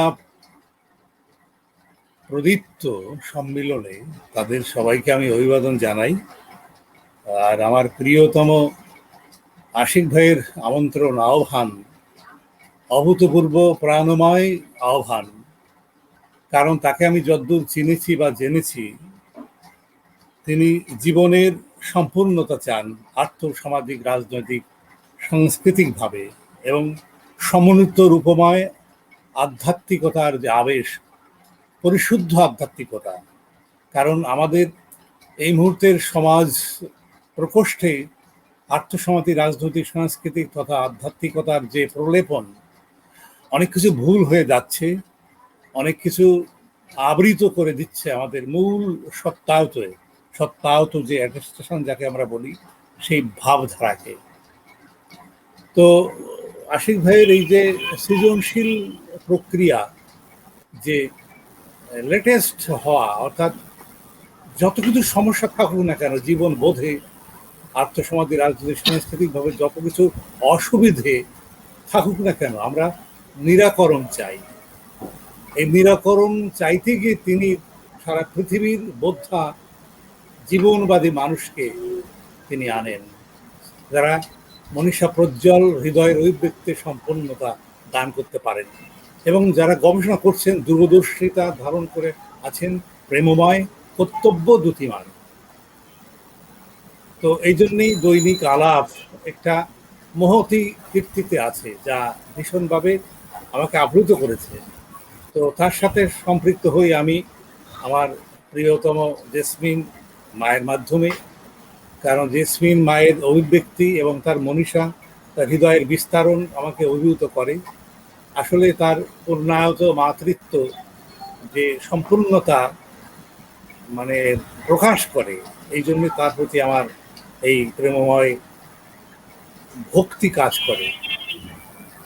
তারপর আমরা আজকে যে চিশতি ভাইকে আমি যখনই তার প্রবন্ধটা চোখ বুলালাম, আমি দেখতে পেলাম তার শব্দ মনীষা, তার শব্দার্থ বিজ্ঞানের ধারা, তার বাক্য গঠনের শৈলী অভূতপূর্ব। তো কেন অভূতপূর্ব? তিনি তার যে অধীত বিদ্যা, সেই চর্যাপদ থেকে শুরু করে একেবারে আধুনিক বিশ্বায়তনিক যে ধারা, সর্বপ্রকার সভ্যতা এবং প্রগতিপন্ন সাহিত্যের ভাণ্ডার থেকে তিনি তুলে আনার শক্তি রাখেন। যদি বলি সৃষ্টি ভাইয়ের পরিচয় কি, আমি বলবো তিনি একজন জীবন পাঠক। জীবন পাঠ করেন বইয়ের মাধ্যমে, তার এই দৃষ্টিপাতের মাধ্যমে। তো তার কথা একটু বলতে হবে। তো আমি তার আগে যাব আমার সুজাতা মায়ের কাছে। কলকাতার দীপান্বিত যে আভরণ, সাংস্কৃতিক, সাহিত্যিক, রাজনৈতিক শুদ্ধতা সমন্বিত যে ধারা সেখানে প্রবাহিত, সেই প্রবাহেরই দীপান্বিত মা সুজাতা। তো তার পুরস্কার আছে বিভূতিভূষণের মানে সম্মাননা, খ্যাত যে ছোট গল্পের জন্যে, কিন্তু তার যে অমায়িক বা নমিত কথকতা, ভালোবাসাময় কথকতা, আসলে মুগ্ধ হয়ে যায় আমরা। এবং তাতে প্রকাশিত হয়েছে এই দুই মাকে আমরা পেয়েছি, দুই মায়ের যে মনীষা, যে হৃদয়ের বিস্তারণ এবং ব্যাপ্তি অভূতপূর্ব। আসলে শিখতে গেলেই এই দুই মায়ের কাছে আসতে হবে। আমার সৌভাগ্য, আমার প্রিয়তম আশিক ভাই আমার মতো এই নগণ্যকে এখানে এনেছেন। আমি ভীষণভাবে আপ্লুত যে এই আশিক ভাইয়ের যে পর্যালোচনা, যে প্রদীপনা, যে সবাই সব ভালো জিনিসকে তিনি আনতে চান দৈনিক আলাপের এই সম্মিলনে। এবং আগে আমি অনুষ্ঠানে দেখেছি, অভূতপূর্ব। মানে আর্থসমাধি, রাজনৈতিক, সাংস্কৃতিকভাবে, প্রশাসনিকভাবে সারা পৃথিবী যেভাবে গতিপ্রাপ্ত হচ্ছে, আসলে ভুল থেকে যাচ্ছে। এবং ভুলটা প্রশাসকেরা কিন্তু নির্ভুল করতে পারেন না, পারেন সাহিত্যিক কর্মী, যারা সাংস্কৃতিক কর্মী, ৬৪ কলাকে যারা ধারণ করেন এবং নবরূপমায় প্রাণান্ত পরিশ্রম করে যান, ভালোবেসে জীবনকে পাড়ায় পাড়ায় তারা ঘোরেন এবং লিখে লৈখিক শক্তি দিয়ে সে গানের মাধ্যমে, ৬৪ কলার মাধ্যমে এই প্রদীপনায় কিন্তু তারা ভাস্বর হয়ে আছেন। এবং আমার সৃষ্টি ভাইকে অনেক ভালোবাসা, তাকে আমি প্রাণ দিয়ে আলিঙ্গন করি যে তিনি এই যে শব্দার্থ বিজ্ঞানের যে রূপমা, আমার গদ্যের, আমার প্রবন্ধের অনেকগুলো বেরিয়ে গেছে, 15-20-30টা, কিন্তু আমাকে কিন্তু দুর্বোধ্য বলে অনেকে, কিন্তু আমি কিন্তু এটা শুনি না। হয়তো তারা তাদের সময়টা দিচ্ছেন না। আমি যেমন মনোযোগী হয়ে লিখছি, শব্দ বাক্য আহরণ করে, আমি তো বাংলা ভাষায় লিখছি, বাংলা ভাষার তদ্ভব তৎসম বা একেবারে নিরেট বাংলা দিয়ে লিখছি। তারা হয়তো সময় দিচ্ছেন না ব্যস্ততার খাতিরে, কিন্তু সব একটা লাইন পড়তে গিয়ে একটা দিন কেটে দিতে পারে। প্রবন্ধ প্রকৃষ্টরূপে বন্ধ হয়ে থাকবে।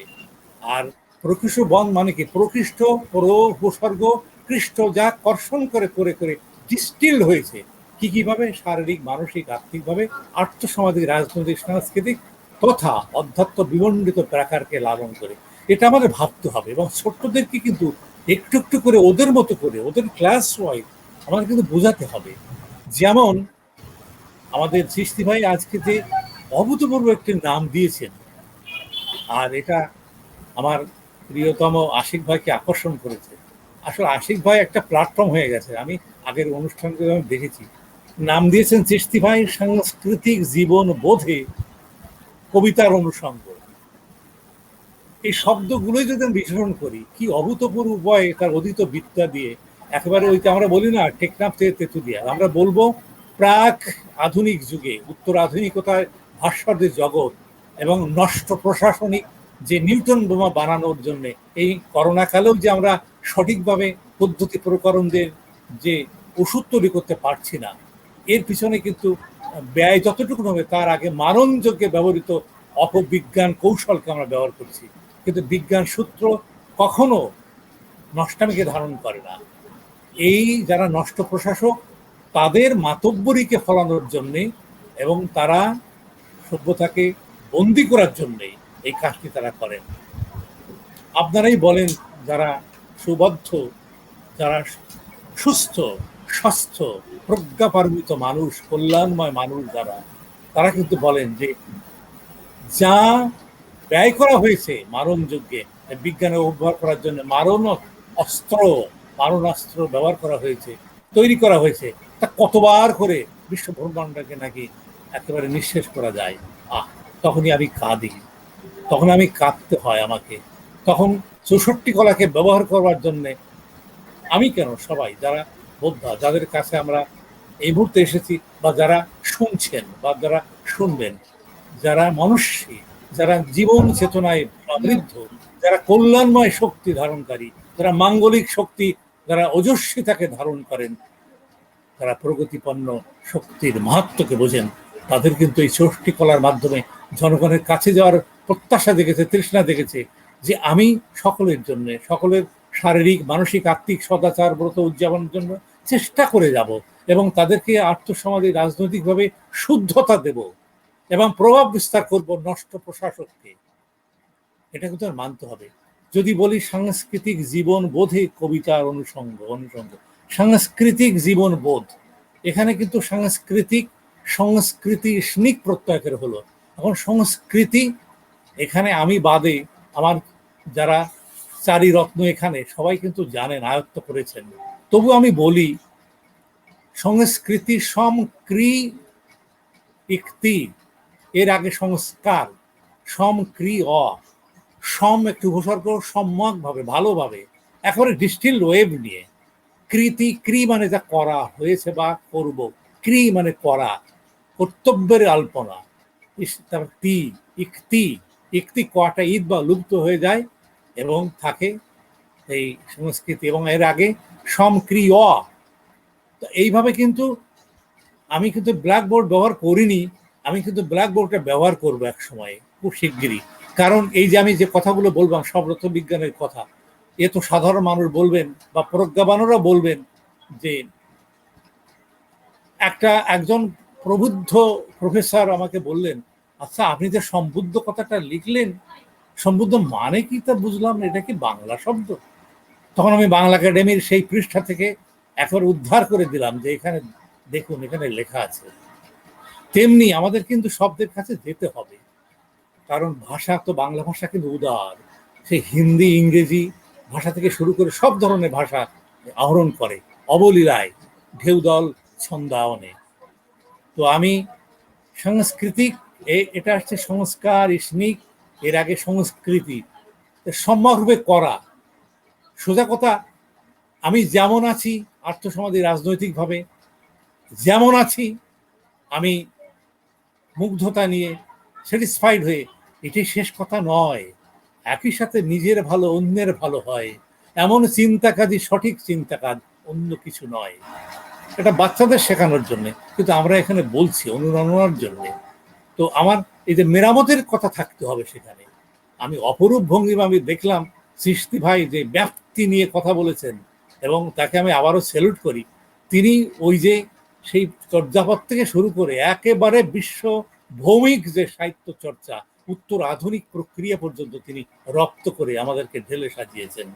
এবং এই প্রবন্ধটা তো শেষ হবে না কোনোদিন, যে আমরা মেরামত করে এগিয়ে যাব, আমাদের জীবন বোধের সৌন্দর্যকে, মূল্যবোধে, মানবিক মূল্যবোধকে জাগ্রত করব, নিঃশ্বাস করব নষ্টামিকে। এবং কবিতায় সেই অনুভবটা কিভাবে এসছে এটা তিনি দেখিয়েছেন। বিভিন্ন সময়ের কালিক ভাবনা সমন্বিত যে কবিতা রাজি, সে সম্পর্কে তিনি আলোকপাত করেছেন এবং উদ্ধার করেছেন সমুন্নত সমুজ্জ্বল কিছু কবিতা। এখন কবিতা মানে কি, এটা কিন্তু আমাদের একটু ভাবা প্রয়োজন আছে। মহাজনেরা বলেন কবি, কবিতা, কাব্য, এই শব্দগুলো এসছে বয়স, মরফিম, ক্রিয়ামূল বা ক্রিয়া প্রকৃতি বা ধাতু থেকে। এর অর্থ যদি আমরা বলি ওগুলো লাগে না, এগুলো দরকার নেই, তখনই কিন্তু আমরা কিন্তু একেবারে নিঃশেষ হয়ে গেলাম, আমরা রুটলেস হয়ে গেলাম। তা রুটলেস এই কথাগুলো কিন্তু এখানে যারা কথা বলেছেন তারা বলেছেন যে এই শিকড়ের সন্ধান নেওয়া, এটা কিন্তু কর্তব্য। কারণ আমি কিন্তু কত প্রজন্ম আগে আমি কার মাধ্যমে আমি এইভাবে এসেছি এটা কিন্তু আমি জানি না, কিন্তু এটা সত্য, এটা সত্য। এবং যদি বলি অনাহত নাদ ব্রহ্মময় সেই পরম বৈদিক স্পন্দন যা জিকির জপমালায় আমরা ব্যবহার করি, শুদ্ধ আধ্যাত্মিকতা যারা ভাস্বর, সেই এখানে হাতটা ধরলে আমরা বোধ করতে পারি এখানে কিন্তু কম্পিত হচ্ছে। এই কম্পনের মালিক কিন্তু আমরা নই, সে অখণ্ড অনন্ত, সেই মহাচেতনার সমর্থিত। আমরা বুঝি আর না বুঝি, বা তাকে নিয়ে আমরা গোড়ামি করি কিনা, বা সম্প্রদায় সম্প্রদায় মারামারি করি কিনা, সেটা সেই মহাসত্যের দায়িত্ব নয়, আমাদের মাঝখানে রয়ে গেছে ভুল ত্রুটি। তা এই কবিতা হলো তাই, যে অনন্ত অখণ্ড মহাচেতনার সমর্থিত, ন্যায়বান, সমুজ্জ্বল সমুন্নত, একেবারে বিমুগ্ধ প্রাকার রূপে সকলের মাঙ্গলিক যে কল্যাণার্থ, মাঙ্গলিক অর্থ সেটাই ধারণ করে কম্পন। এই কম্পনটা মালিক আমি নই, কিন্তু এটাকে বলে, এটাকে ধারণ করতে হয় মঙ্গলের জন্য। এর অপব্যবহার করলে আমরা নিঃশেষ হয়ে যাব। যেমন শারীরিক অসদাচার পালন করলে আমরা নিঃশেষ হয়ে যাব, মানসিক অসদাচার পালন করলে আমরা নিঃশেষ হয়ে যাব। তাহলে কবিতার ভিতরে ক বয়স, এর অর্থ হচ্ছে স্তুতি বা প্রশংসা করা। কিসের স্তুতি বা প্রশংসা করব? আমার সৃষ্টি ভাইয়ের কবিতার আলপনায় কিন্তু এটা আমরা খুঁজে পেয়েছি। সবসময় মাঙ্গলিক একটা মর্মার্থ বোধ কাজ করেছে, এবং আমার জাহান মায়ের যে সমৃদ্ধ আলোচনায় এটা আমরা খুঁজে পেয়েছি। আর কলকাতার পদপীঠের সেই মহাত্মা মায়ের কথা কি বলবো, তার ছোট্ট কথার ভিতরে জীবনবাদী একেবারে ন্যায়বান সেই সৌন্দর্যের আলপনা বারবার এঁকে চলেছে। তো এই জন্যই যে তাহলে কবিতা যদি তাই হয়, যে যা কিছু সুন্দর, যা কিছু ন্যায়বাদী, যা কিছু সৌহার্দ্য চেতি, যা কিছু ঐক্যমত্য লালনকারী, যা কিছু প্রগাঢ় জীবনবোধ লালনকারী, যা কিছু পরম সত্যময়, যা কিছু মাঙ্গলিক সত্যময়, যা কিছু আমাদের কর্তব্য দুটিকে ধারণ করতে সাহায্য করে, কি কিভাবে? শারীরিক, মানসিক, আর্থিকভাবে, আর্থসামাজিক, রাজনৈতিক, সাংস্কৃতিকভাবে। এই জন্যেই এই কবিতার উনি শ্রেষ্ঠ কবিতা। আমাদের শামসুর রহমান এবং আমার বন্ধু, আমার মতো বয়সী যারা, তাদের অনেকেরই কবিতা লাইন বলেছেন এবং তাদেরকে রেফার করেছেন, অভূতপূর্ব। তা এই ব্যক্তিটি, আমি একটু বলি, তার একটু প্রশংসা না করে পারছি না, কারণ যে এই ব্যক্তিটি 10খানা বই বেরিয়েছে উনি বললেন, এবং বেশিরভাগ বোধ হয় প্রবন্ধের বই। আমরা কিন্তু এই যুগে ভাষণ লিখতে পারি, প্রবন্ধ কিন্তু লিখতে পারি না। প্রকৃষ্ট রূপে ন্যায় দর্শনকে, মাঙ্গলিক অর্থকে, চেতনাময় প্রেরণা প্রদীপ্ত শক্তিকে মানুষ জেগে উঠবে, বলবীর চির উন্নত মানসীর শির নেহারি আমারই নত শিরই শিখর হিমাদ্রি। এ কাকে বলছেন? নজরুলের সেই 22 বছর বয়সী তরুণ এবং তার সমবয়সী যারা, ওই সময় যারা জাগ্রত হবে এবং যারা একটু সিনিয়র, তাদেরকে জাগ্রত করতে চেয়েছেন যে দেশীয় শোষক, দেশীয় ধর্মধ্বজারা এবং ধ্বজি দ্বারা, এবং ইংরেজ অপশাসক যারা, ইংরেজের সব কিছু খারাপ ছিল না, তারা অপশাসক, তাদের বিরুদ্ধে দাঁড়ানোর জন্যই তিনি সাহস সঞ্চার করতে পেরেছেন। তুমি বীর, বলবীর, তুমি বীর, বলবীর চির উন্নত মবশীর। আর উন্নত অর্থ কি? উন্নত, উৎকৃষ্ট, উন্নয়নশীলতা, তারপর যা কিছু আমাদের আপগ্রেড করে তোলে, তাকে, তার প্রতি নথি স্বীকার করে সেই গুণগুলো আমি ধারণ করব অভূতপূর্ব উপায়ে। এই জন্যই কর্তব্য দুটির মাঝখানে রয়ে গেছে প্রেম, এবং শুদ্ধ আধ্যাত্মিকতা ছাড়া এই প্রেম, আর্থসমাজের, রাজনৈতিক, সাংস্কৃতিক শুদ্ধতাকে আনা যাবে না। কিন্তু আমাদের সামনে রয়ে গেছেন যাদেরকে আমরা খুঁজে পাই, তারা অবোধ, তারা হিংসুটে হয়ে যায় বেশিরভাগ। কোথায় যেন আমাদের সেই প্রাতিষ্ঠানিক রূপমাকে ভেঙে ফেলতে চায়। সম্প্রদায় অর্থ কি? সম্প্রদায়, সম্যক রূপে, প্রকৃষ্ট রূপে দায় আছে, দান করা। এক একটি সম্প্রদায়, এক একটি ধর্মীয় চেতনায় উদ্বুদ্ধ যারা, তারা কিন্তু দান করে, শারীরিক, মানসিক, আত্মিক সদাচার। এই আমাদের চিশতি ভাই লিখেছেন সাংস্কৃতিক মেরামত করবার অভিপ্রায় প্রেরণা দান করে। তারা মেরামত করে করে আমি আমার প্রারব্ধ যা পুরুষানুক্রমে, ওর ভিতরে অনেক কিছু ভুল আছে, আর্থসামাজিক, রাজনৈতিক, সাংস্কৃতিক ভুল, শারীরিক, মানসিক, আত্মিক ভুল। এই ভুলগুলোকে মেরামত করে করে আমরা এগিয়ে যাব।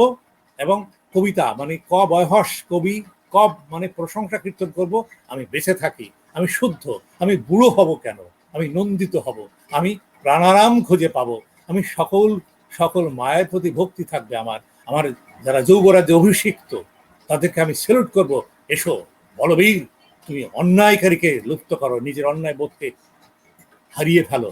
এই যে তাহলে দুর্বাদল ও শ্যামের আনন্দ খুঁজে পাওয়া যাবে। অনাহত নাদ ব্রহ্মে রূপায়না, সেই খোদা ভগবান গড যাকে আমরা খুঁজে পেয়েছি, যে এই শব্দগুলো অধীত বিদ্যায় আমরা খুঁজে পেয়ে শব্দগুলো ভগবান, খোদা, খোদা, গড, পরমেশ্বর, পরমব্রহ্ম, এগুলো বিভিন্ন ভাষায় ব্যবহৃত হয়েছে। অমনি এই ধারার থেকে তো আমাদের আসতেই হবে। এই জন্যেই যারা মহাত্মা মহাজন সেই প্রাক যুগ থেকে এই পর্যন্ত আমাদের আসতে হবে। আমার সৃষ্টি ভাই তেমন একজন মহাত্মা আমি বিশ্বাস করি, এবং আমার আশিক ভাই, আমার সুজাতা মা, আমার যে জেসমিন মা, তাদের মনোনিশ, তাদের ধারণায়, তাদের অভিব্যক্তিতে, তাদের প্রেম রসায়নে অভিব্যক্ত হয়েছে সৃষ্টি ভাইয়ের আলাপন। আসলে আমরা এখানে চারজন কিন্তু একাকার হয়ে গেলাম, এবং যারা শুনছেন তারাও একাকার হয়ে যেতে হবে, কারণ আমাদের গতি কিন্তু শুদ্ধতার দিকে। আমরা সংস্কৃত হব, মেরামত করে করে আমার শারীরিক মানসিক আত্মিক স্তরকে, স্ট্যাটাসকে পরিশুদ্ধ করব, এটি আনন্দ। তা না হলে হিংসা, দেশ, এগুলো থাকলে আমরা মানুষ হতে পারবো না। পরশ্রী কাতরতা, গীবত গাইলে আমরা নিঃশেষ হয়ে যাব। তো এই জন্যে আমাদের এই ধরনের প্রবন্ধটি, আপনি এই নিয়ে একটা বিরাট প্রবন্ধের বই লিখবেন, কারণ আপনার কাছে আমি কিন্তু দাবি জানাচ্ছি না, প্রার্থনা জানাচ্ছি। প্রার্থনা মানে হচ্ছে অর্থ অনট প্রকৃষ্ট রূপে অর্থ মানে হচ্ছে মাইনাসকে প্লাস করে দেওয়ার ওই ব্যক্তি। অনর্থ একটা প্রত্যয়, টটা ইথ হয়ে গেল আর অন থাকলো, তারপরে ওই না দন্ত না হর্ষ যোগ যোগ কাফ, ওই আটা যুক্ত হয়ে প্রার্থনা হয়ে যায়। তো দেখুন, যে বাবারা, যে কৃষক বাবারা, কৃষানি মায়েরা এই ব্যাকরণ জানেন না কে বলেছে? তারা অন্তরের ব্যাকরণকে জানেন। তাদের যদি বুঝিয়ে দেওয়া যায়, দেখো মা, দেখো কৃষক বাবা, আমি কিন্তু যা লিখেছি পড়ছি এটা কিন্তু এই ধরনের অর্থ, তো সত্যি তো, হ্যাঁ, এইটা তো আমরা চাই। আমরা শারীরিক মানসিক আর্থিকভাবে ভালো হতে চাই, এবং যারা দুর্যোগানে, চিন্তায় দুর্যোগানে, কাজে দুর্যোগানে, আর্থসমাজের, রাজনৈতিক, সাংস্কৃতিক দুর্যোগানে, তাদেরকে আমরা বুঝাবো we must be with the motivation cell, and this is the web of motivating arrangement. এখন সবকিছুর মূলে কিন্তু মা। এই যে কবিতার অনুষঙ্গ, পৃথিবীর শ্রেষ্ঠ কবিতা কিন্তু মা। পৃথিবীতে একটাই কবিতা রচিত হয়েছে, সেটা মা। কারণ মায়ের শারীরিক মানসিক আত্মিক চেতনা থেকে পিতার মাধ্যমে আমরা জন্মগ্রহণ করি, আবির্ভূত হই। তা না হলে আমাদের এই যুগধর্মের মালিক নজরুলকে বোধ করা যাবে না। আর বিশ্বপ্রেমিক, বিশ্বগুরু, বিশ্বকবি রবীন্দ্রনাথকে বোঝা যাবে না। তার অনাহতনাথ ব্রহ্মময় শক্তি মহাকালকে অতিক্রম করে একেবারে উত্তর আধুনিকতা কেন, একেবারে নিয়ে যাবে কোথায় যেন। আর আধুনিকতা মানে তো আর কিছুই নয়, যা পরিশীলিত রূপময় আর্থসমাজের রাজনৈতিক ক্রমান্বয়ে আমাদেরকে নিয়ে যায় আলোর দিকে, জ্যোতির দিকে। আসলে আমি সৃষ্টি ভাইয়ের কথাগুলো বোঝার চেষ্টা করেছি, যে এই মেরামত করে করে জীবনবোধে কবিতার অনুষঙ্গ আসতেই হবে। কারণ পারফর্মিং আর্টের প্রথম ধাপ হচ্ছে সঙ্গীত। সঙ্গীতের ভিতরে কিন্তু গীত, বাদ্য আর নৃত্য আছে। তাই গীত যখন লেখা হয় সেটা কবিতার উপমায় আসে। এই জন্যে আমাদের বোধের আয়তন বাড়াতে হবে।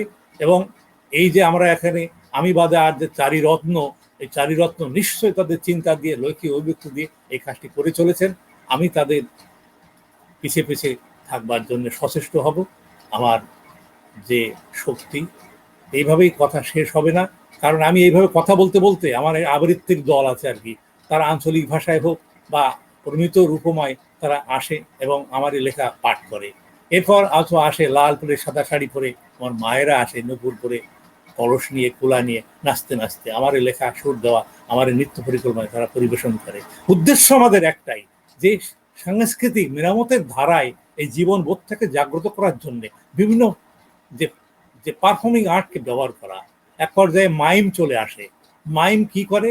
শেষলা মাতব্বার মাইম আছে আমার, এটা কিন্তু নতুন প্রবর্তনা। মাইমে তো কোনো কেউ অভিনয় করে না, শুধু বোধ করতে হয়, কিন্তু আমি পিছনে কথা বলি। জিনিসটা কেমন?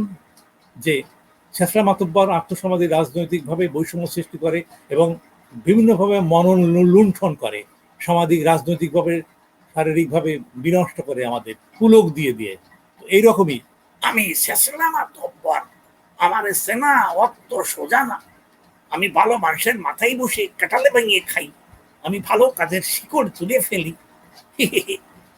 আমি গম মারার ওস্তাদ, আমি ভিজিএফ কার্ড মেরে খাই, আমি ভোটাভুটি গন্ডগোল করে দিই, আমি নেতাদের মাথায় বসে কাঁঠাল খেয়ে খাই, ওদের আমি স্লিপ করে ওদের মননে ঢুকে যাই, আমার সেনা অত সোজা না।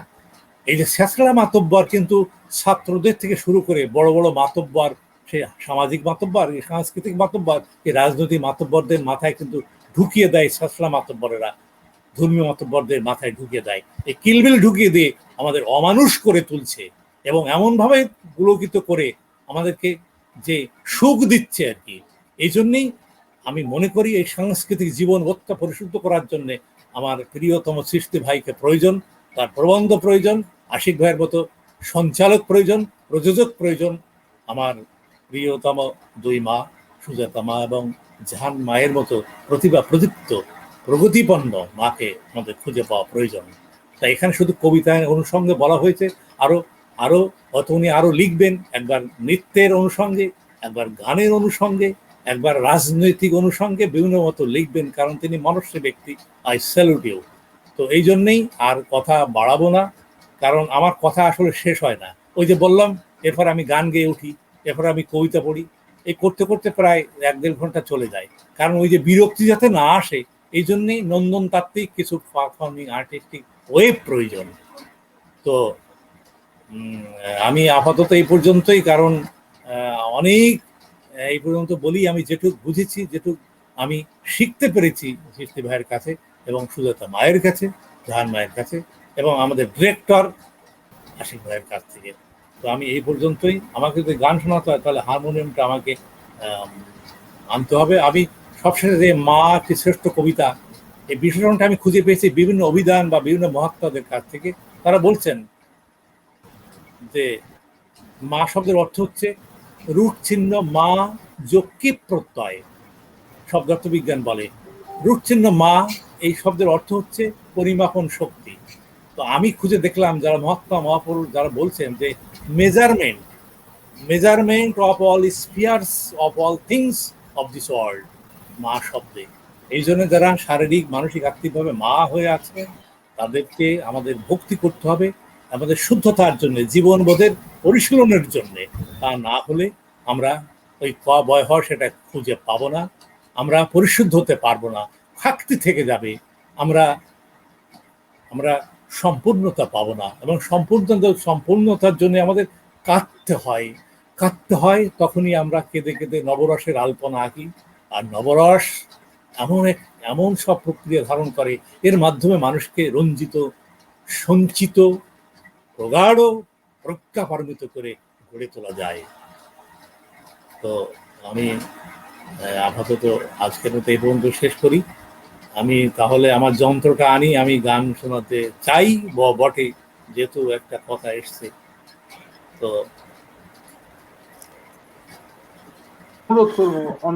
ধন্যবাদ দাদা, আমরা একটু অপেক্ষা করি দাদার হারমোনিয়াম আনার জন্য।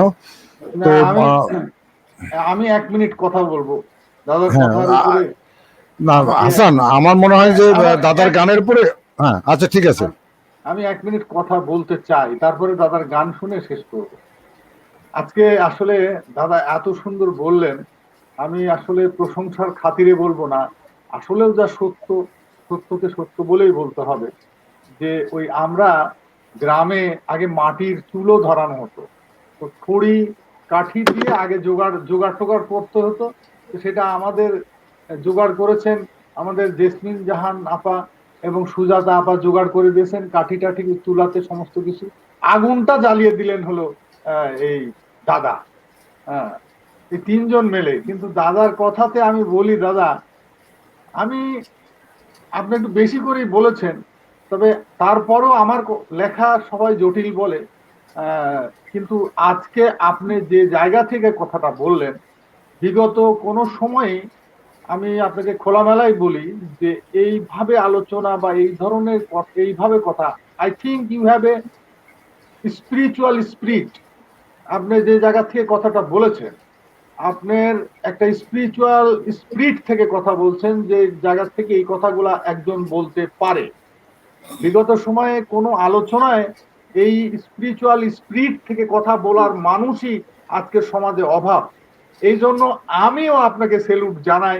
হ্যাঁ, এবং আপনি নমস্য ব্যক্তি বলেই এটি আমি বলেই ফেললাম। আমার সাথে সবাই একমত হবে যে আপনি যে বললেন যে বলা শেষ হবে না, হ্যাঁ, আসলেও আপনার ভেতরে যে স্পিরিচুয়াল স্পিরিট আছে, এটা আপনার যে আলোচনার যে ধাঁচ এবং বোধ, হ্যাঁ, আমাকে জটিল বললেও আপনি জটিলতা ভেঙে ফেলেছেন। হ্যাঁ, এই জন্য আপনার কাছে আমি কৃতজ্ঞ। শেষে একটা কথাই বলবো, রবীন্দ্রনাথের সেই কথা, যে তোমারই যা দিয়েছিল সে তোমারই দান, গ্রহণ করেছো যত, ঋণী তত করেছো আমায়। হে বন্ধু, বিদায়। একদম। দাদা একটু যদি হারমোনিয়ামটা নিয়ে আসতেন দাদা। আচ্ছা, সুজা দিদি একটু সময় হবে তো না, আর 5 মিনিট? হ্যাঁ, আচ্ছা দিদি। এনার্জেটিক না হলে কিভাবে এরকম একটা পুরস্কার ভারত থেকে? সাংঘাতিক ব্যাপার। না না, সাংঘাতিক কিছু না, ও ওরা ভুলভাল করে দিয়ে দিয়েছে আর কি আমাকে।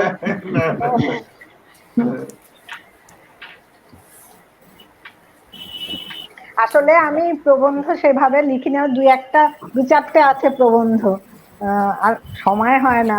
আমি আসলে গল্প লেখার মানুষ, তো আমার ওগুলো একটুখানি কমই আসে। হারমোনিয়ামটা শোনা যাচ্ছে? জি দাদা, জি জি শোনা যাচ্ছে দাদা।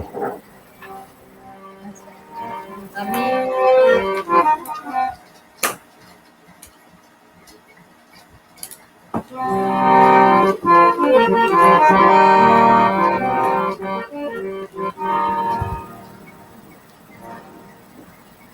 রবীন্দ্রনাথ এবং নজরুলের যে বৈশ্বিক রূপায়ণা, সে বৈশ্বিক রূপায়ণায় সম্পৃক্ত রবীন্দ্রনাথের লেখা একটি গীতি কবিতা আমি সুর দিয়েছিলাম অনেক আগে, সেই গানটি গাই। নজরুল তথা নজরুলের ধূমকেতু পত্রিকার উদ্দেশ্যে নিবেদিত। আয় চলে আয় রে ধূমকেতু, আঁধারে বাঁধ অগ্নিসেতু, দুর্দিনের এই দুর্গ শিরে উড়িয়ে দে তোর বিজয় কেতন।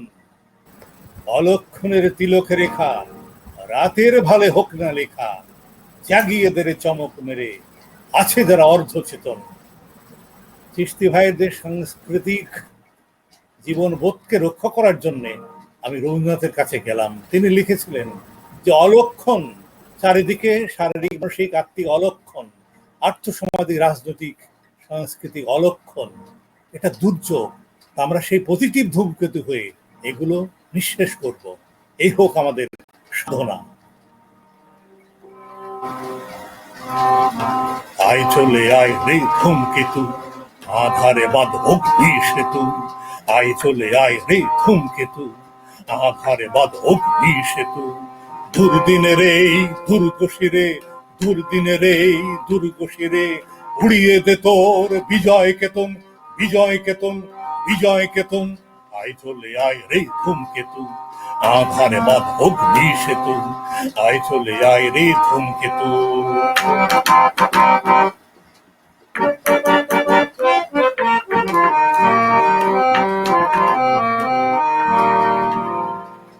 অলক্ষণের তিলক রেখা, রাতের ভালে হোক না লেখা।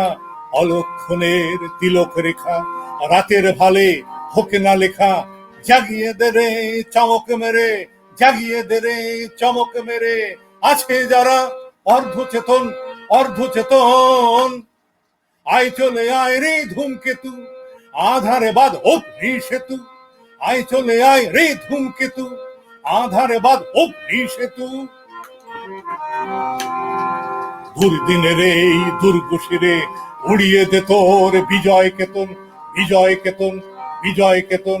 আয় চলে আয় রে ধূমকেতু, আধারে বাঁধ অগ্নি সেতু।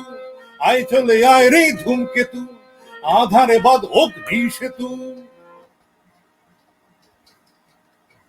সৃষ্টি ভাইয়ের অনুরণনায় এবং আমার প্রিয়তম সুজাতা মা এবং প্রিয়তম খুব সুন্দর। জাহান মায়ের কথা শুনলাম, আশিক ভাইয়ের দীপ্র সংযুক্তিতে আমরা খুঁজে পেলাম আলোর ঠিকানা। আমি সৃষ্টি ভাই এভাবে লিখে যাবেন, শুধু কবিতার অনুষঙ্গে নয়, আমাদেরকে খুঁজে পেতে হবে। একক কোনো ব্যক্তিত্ব থাকবে না, সর্বজনীন ব্যক্তিত্বে ভাষার হতে হবে। তাহলে এই করোনা কালেও কিন্তু খুঁজে পাবো আমরা আর্থসামাজিক, রাজনৈতিক, সাংস্কৃতিক অভিদা জ্যোতির্ময় জগৎ। আমি সবাইকে অন্তরতর আমি অভিবাদন জানাই। আজ আলাপ, দৈনিক আলাপ আমাকে ছোট্ট করে ছোট্ট মানুষটাকে আহ্বান করেছেন, এটা আমি ভীষণভাবে আপ্লুত। সবাইকে অসংখ্য ধন্যবাদ। ভারত থেকে আমাদের শ্রীমতী সুজাতা দাসকে আমি বাংলাদেশের পক্ষ থেকে এবং আমাদের পত্রিকার পক্ষ থেকে আপনার প্রতি কৃতজ্ঞ যে আমাদের এই প্রচেষ্টায় আপনি অংশগ্রহণ করেছেন। তো আমি প্রফেসর, আমি তো কৃতজ্ঞতা কেন, আমি প্রচন্ড আনন্দিত যে আমার মতো একজন সাধারণকে ভাই ডেকেছে। আর আপনি ডেকেছেন বলে আমি এত এত গুণীজনদের সামনে আমার কথা বলার সুযোগ পেয়েছি। ধন্যবাদ দিদি। এটা তো আমার জন্য বিরাট বড় একটা পাওনা। আমি আজকে প্রফেসর ডক্টর সন্দীপ মল্লিকের কাছ থেকে অনেক কিছু জিনিস শিখলাম, জানলাম, বুঝলাম। আমি ওনাকে আমাকে অন্তরের অন্তঃস্থল থেকে, আমার আত্মার থেকে ওনাকে আমি বিনম্র শ্রদ্ধা জানাচ্ছি, এই বলে যে সৃষ্টিকর্তা যেন ওনাকে আগামী দিনের আবার এক অনুষ্ঠানে আমি ওনাকে নিশ্চয়ই আমি নিয়ে আসবো। হাসান আহমেদ চিশতিকে অনেক ধন্যবাদ যে এত সুন্দর চমৎকারভাবে একটা প্রবন্ধ লিখেছেন। আর আমাদের বাংলা সাহিত্যের সারথী জেসমিন জাহানকেও ধন্যবাদ। সকলে এই করোনাকালীন সময়ে সুস্থ থাকবেন, ভালো থাকবেন। শুভরাত্রি, সকলকে অসংখ্য ধন্যবাদ।